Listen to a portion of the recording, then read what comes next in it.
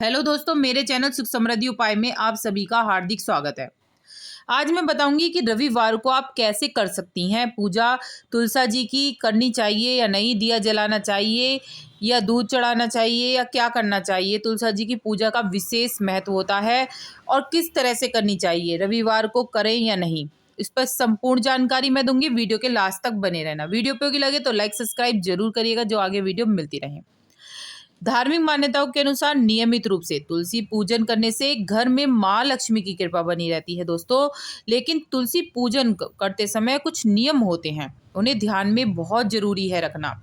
माना जाता है यदि आप गलत तरीके से पूजन करते हैं या पूजा करते समय कुछ गलतियां कर देते हैं तो आपको धन हानि का सामना भी करना पड़ सकता है।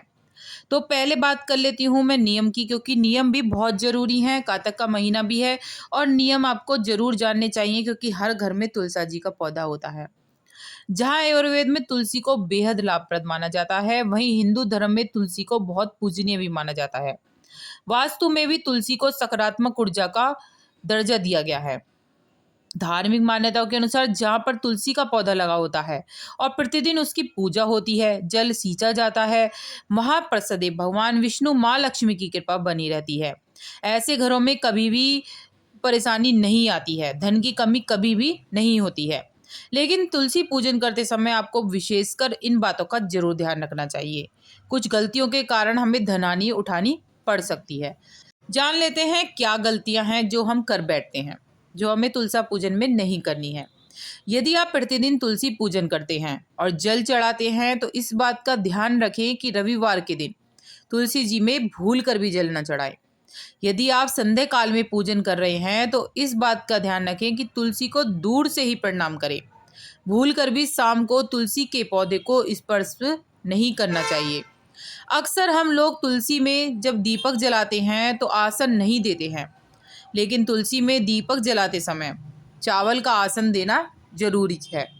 मैं आपको अपनी कार्तिक नहाने की वीडियो डालती हूँ, उसमें सब बताती हूँ, दिखाती हूँ कि इस तरह से आप दीपक रखिए।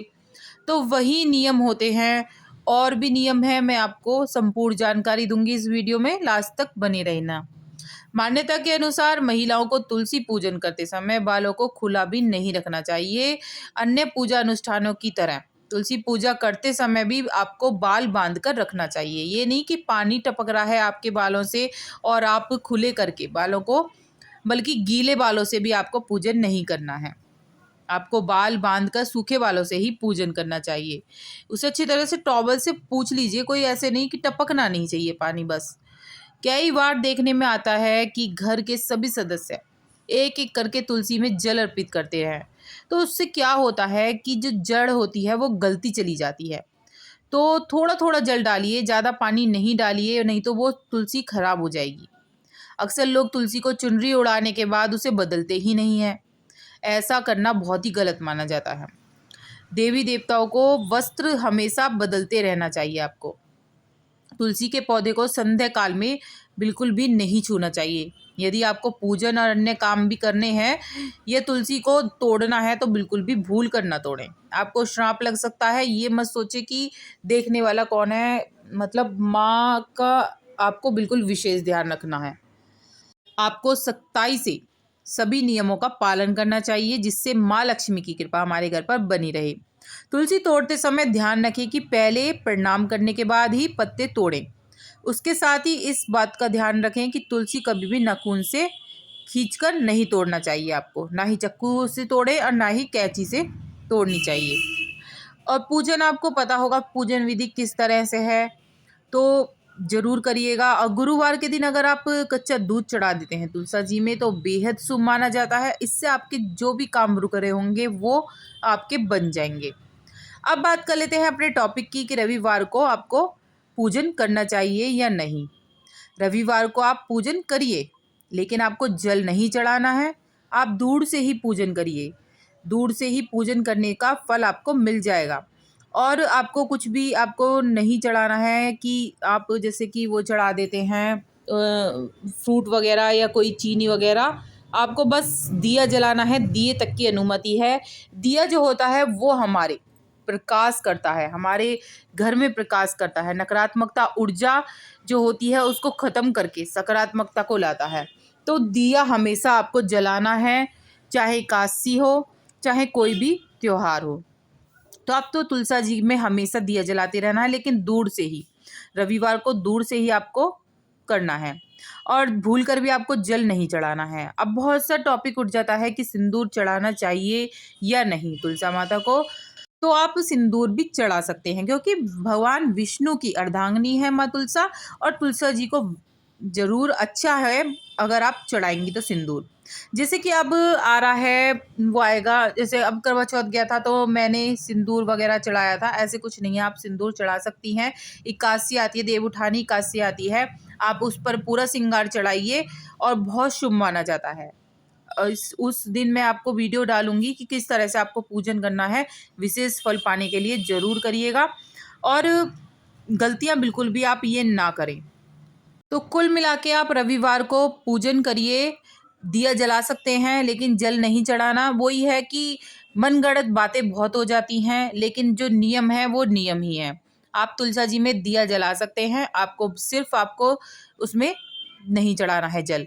एकादशी में भी आपको जल नहीं चढ़ाना है, क्योंकि जो एकादशी का दिन होता है उसमें भी जो माँ वो तुलसी हैं वो भगवान विष्णु के लिए निर्जला व्रत रखती हैं।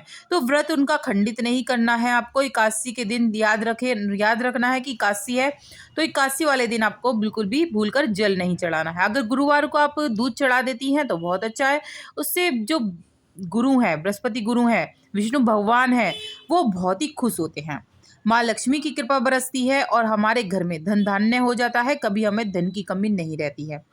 एक बहुत ही अचूक उपाय है। जब मैं बातें कर रही हूँ तुलसा जी की, तो आपको बता ही देती हूँ कि जैसे मंजरी उगती है, बहुत ही अच्छी मानी जाती है। उस मंजरी को आप क्या करें, वैसे तो मैंने मंजरी की और वीडियो में बता रखी है, यदि आप नए हैं तो आपको भी बता देती हूँ कि वो मंजरी आप जैसे शनिवार को मंजरी तोड़ते हैं, आपको पता होगा, या मैं बता देती हूँ कि शनिवार को मंजरी तोड़नी चाहिए और जो गुरुवार होता है उसको मंजरी की माला बनाकर विष्णु भगवान को अर्पित कर देनी चाहिए। जो मंजरी होती है वो जब उनके शरीर पर लगी रहती है तुलसा जी को, उनको बहुत ही कष्ट होता है, तो उन्हें हल्का करने के लिए आपको मंजरी हटाते रहना चाहिए। शनिवार के दिन आप हटाएं और गुरुवार को उसकी माला बनाकर आप भगवान विष्णु को अर्पित करें। मैं मंजरी की माला का वीडियो बना के डाल दूंगी। मुझसे कई लोगों ने पूछा है कैसे बनाए दीदी, तो मैं उसकी वीडियो बनाऊंगी, बहुत ही जल्दी में आपको भेजूंगी। तो उस तरह से आप मंजरी की आप एक माला बनाकर विष्णु भगवान को अर्पित कर दें। और मैं बात कर रही थी धन प्राप्ति के लिए बहुत ही अचूक उपाय बताने जा रही हूँ। आपको क्या करना है, आपको मंजरी लेनी है। मंजरी लेकर आपको लाल कपड़े में बांधकर आपको अपने धन के स्थान पर रख देनी है और देखना माँ लक्ष्मी खींची चली जाएंगी। और जैसे कि दीपावली आ रही है तो इसमें विशेषकर बहुत ही अचूक उपाय रहेगा, क्योंकि दीपावली के जो उपाय होते हैं बहुत ही कामयाब उपाय होते हैं। अगर आप इस दिन उपाय कर लेते हैं तो आपके घर में कभी भी धन की कमी नहीं रहती है। तो आप दीपावली पर भी कर सकते हैं ये उपाय, नहीं तो आप किसी भी अच्छे मुहूर्त देख के कर सकते हैं। तो यही था मेरा। अब वीडियो आपको पसंद आई हो तो लाइक सब्सक्राइब करिएगा, फिर भूल जाते हैं आप। तो बस यही था, इतना ही। और आपको कुछ पूछना हो तो आप ज़रूर पूछ सकते हैं। मैंने और भी कातक से रिलेटेड वीडियो डाली हैं और बहुत सारी वीडियो डाली हैं कि तुलसी दल किसको चढ़ाएं किसको ना चढ़ाएं। हर चीज़ की वीडियो है मेरे चैनल पर, ज़रूर देखिएगा। अच्छी लगे तो लाइक करिएगा। और मेरे कार्तिक भाई के भी वीडियो हैं। So thank you. आपका दिन शुभ हो। जय माँ तुलसी दोस्तों।